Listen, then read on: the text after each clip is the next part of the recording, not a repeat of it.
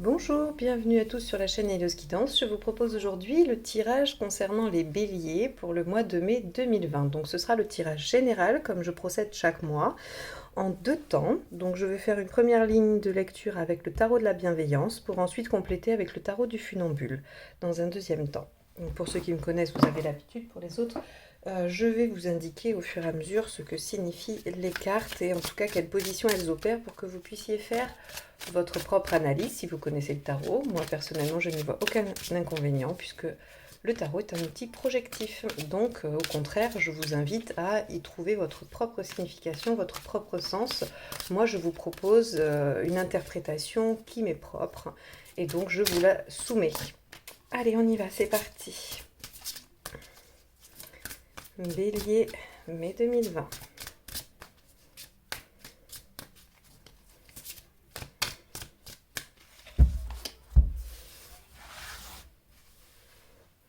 Alors, la première carte va représenter votre état d'esprit.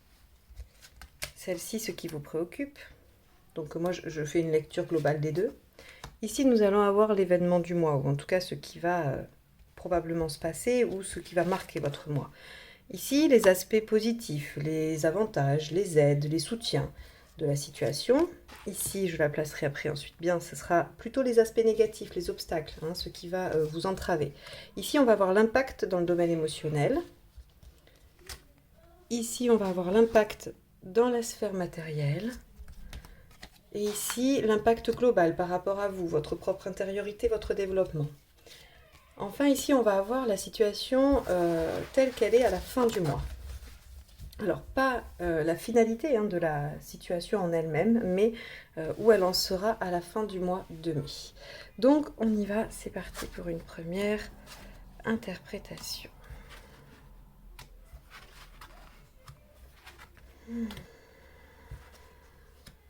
Ok. Bon. Très bien. Alors, il semblerait, les béliers, que vous soyez quand même face à un changement, un grand changement même, je dirais.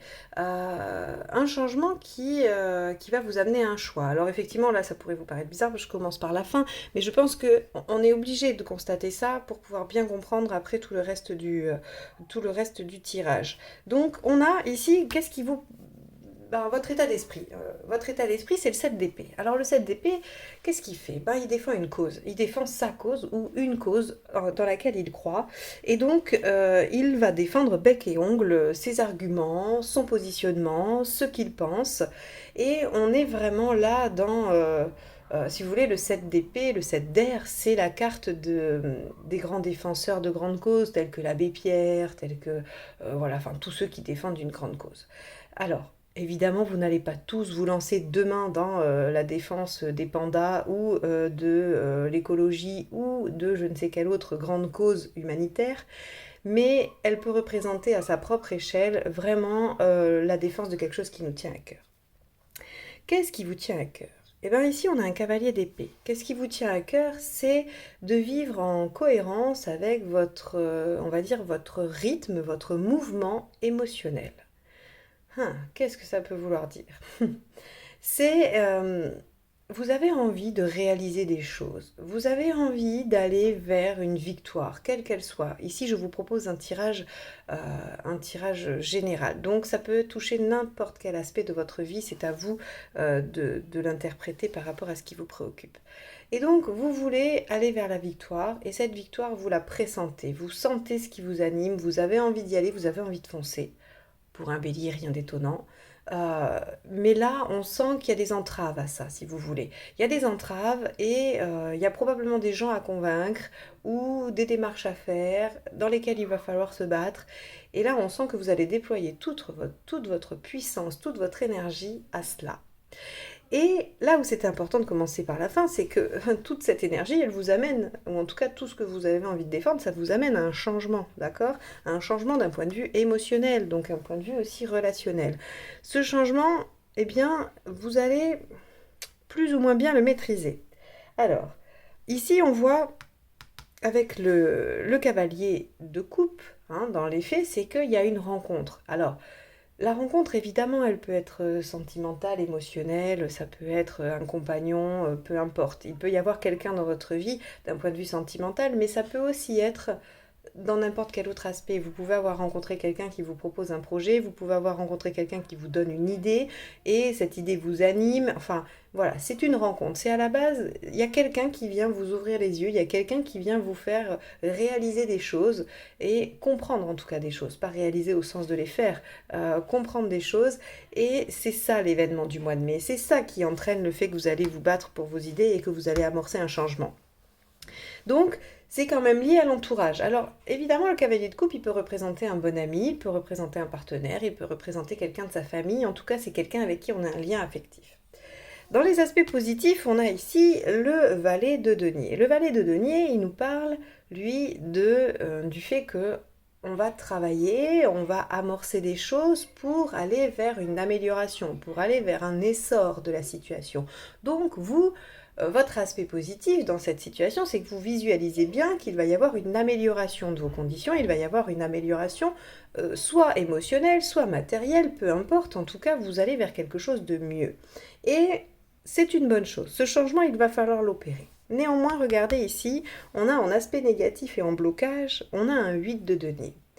Le 8 de denier, il nous parle d'effort. Il nous parle d'effort sans qu'on sache si ça va porter ses fruits. Et ça va être là toute votre difficulté durant ce mois de mai, c'est de faire ces efforts sans jamais en voir la récolte. Pour le mois de mai, on s'entend bien. Je ne vous dis pas que vous n'allez jamais voir la récolte de ce que vous mettez en place au mois de mai, mais en tout cas, vous n'allez pas le voir de façon immédiate. Et donc, c'est très compliqué parce que il va falloir tenir sur la distance. Et autant, là, ce que je vois, c'est que vous allez être capable de mettre un grand coup de collier, autant tenir sur la distance, être endurant, ça va être beaucoup plus compliqué, puisqu'ici, on est bien dans vos obstacles. Alors peut-être que les circonstances extérieures, peut-être qu'il va y avoir plein de choses qui vont faire que vous allez perdre patience, perdre espoir, ou que vous allez être un petit peu moins motivé.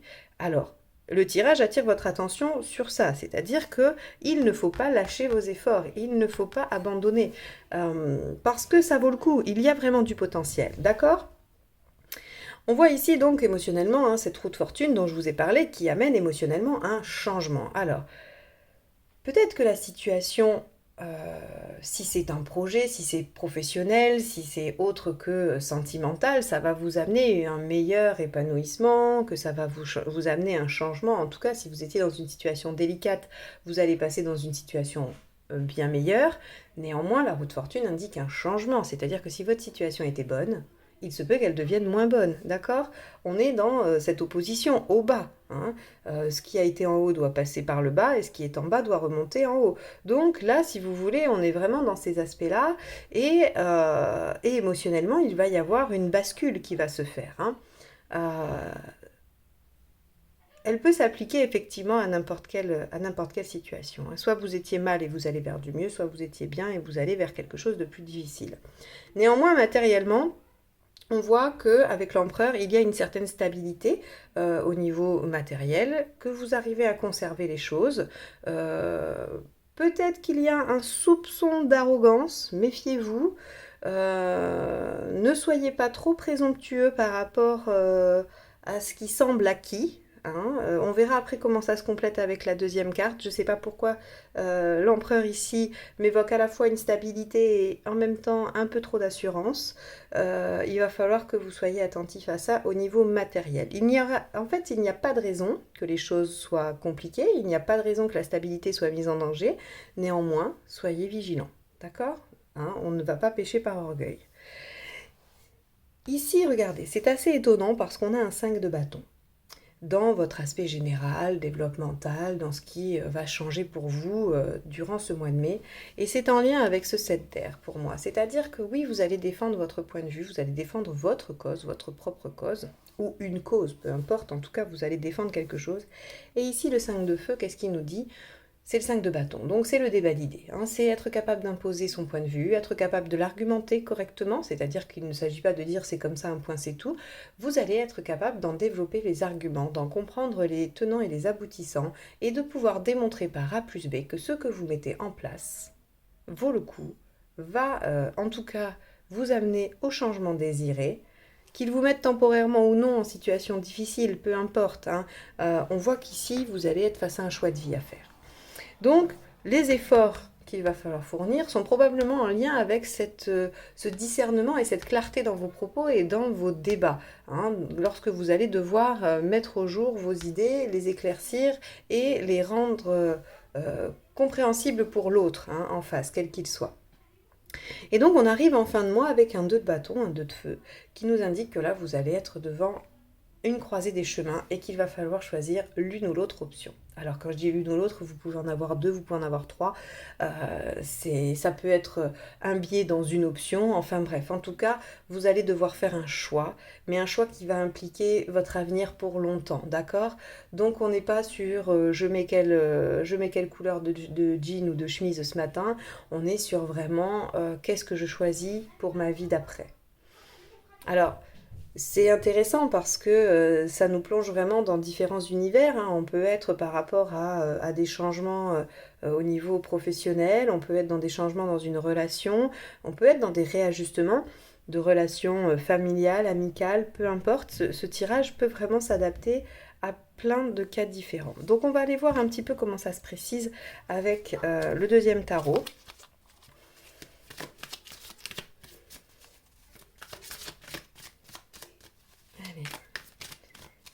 Les béliers pour le mois de mai 2020, on y va.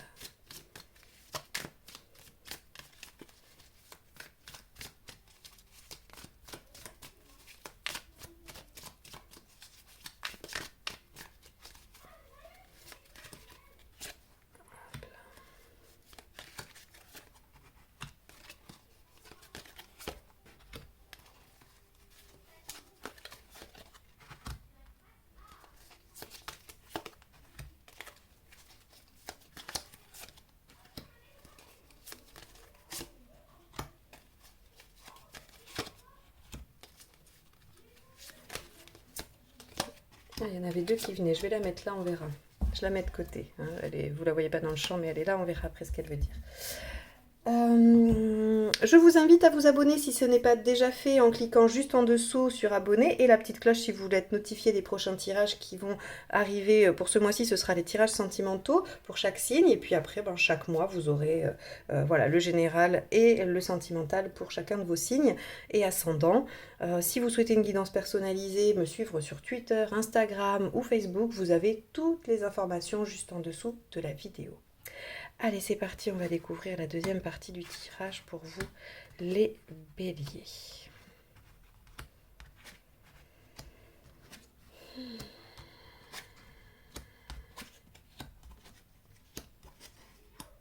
Ok, alors c'est la lune, la dernière, hein, qui, je sais pas, je vais vous la mettre là. Voilà, elle cache un peu le 2 de feu, qui est pourtant très belle. Allez, on va faire comme ça. Voilà, comme ça vous les avez toutes. Alors, donc avec le 7 d'air, on a le 5 de coupe. Alors c'est très intéressant parce qu'on voit que cette défense-là de ce que vous voulez mettre en place, ou en tout cas de ce que vous défendez ardemment, vous demande d'abandonner quelque chose, vous demande de laisser derrière vous quelque chose auquel vous tenez, hein, parce que le 5 de coupe, c'est vraiment la question que le 5 de coupe pose, c'est est-ce que je vais avoir le courage de laisser ça?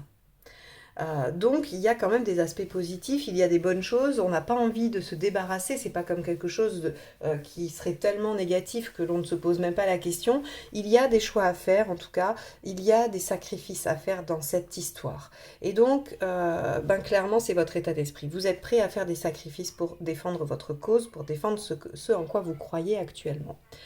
Alors, ce qui vous préoccupe quand même, hein, c'est la reine de Pentacle. C'est-à-dire qu'on voit qu'il y a quand même une légère préoccupation sur la sécurité. Alors attention, elle peut être matérielle, mais elle peut être affective aussi, hein. Si là, par exemple, je prenais la décision de dire que ce tirage était sentimental, pour moi, la reine de denier, de Pentacle ici dans ce jeu-là, indiquerait clairement une préoccupation pour la sécurité affective, pour le fait d'être attaché à quelqu'un, le fait de se sentir soutenu, tenu, contenu par quelqu'un. Et donc on voit que c'est votre préoccupation, hein, ou en tout cas ça fait partie de vos préoccupations. C'est-à-dire que si vous êtes obligé de lâcher des choses derrière vous, ça peut être une personne, hein, ça peut être une personne, ça peut être une maison, ça peut être un travail, ça peut être un projet, peu importe, ça vous met quelque peu en insécurité, ou en tout cas vous projetez de l'insécurité.